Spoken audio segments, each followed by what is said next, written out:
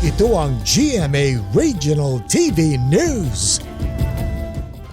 Oras na para sa maiinit na balita ng GMA Regional TV mula po sa Luzon. Makakasama po natin si Chris Zuniga. Chris? Salamat, Connie. Naudlot ang biyahe ng ilang sasakyan sa La Trinidad, Benguet dahil sa pagbaha roon kahapon. Ayon sa ilang residente, tumagal ng 40 minuto ang pag-ulan kahapon ng hapon na nagpabaha sa kalsada sa Barangay Buyagan. Humupa rin ang baha kalaunan. Sa Bintar, Ilocos Norte naman, isang magsasaka ang patay matapos malunod ng tangkang tawirin ang isang ilog sa gitna ng pag-ulan. Papunta raw sanang bukid ang biktima.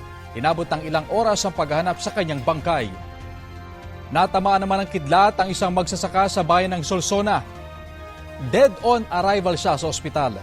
Sa Enrile, Cagayan naman, mudslide ang naging problema ng mga motorista sa barangay Madarulog.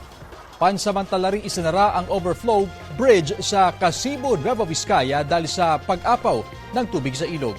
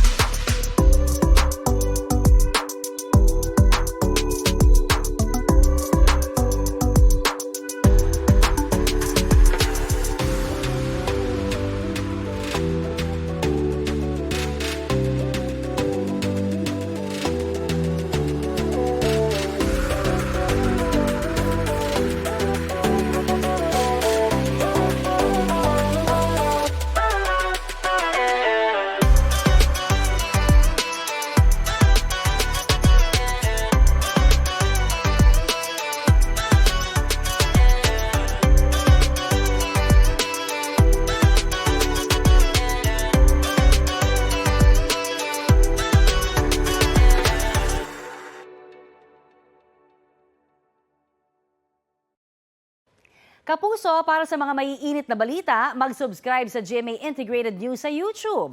Sa mga kapuso naman abroad, subaybayan nyo kami sa GMA Pinoy TV at sa www.gmanews.tv.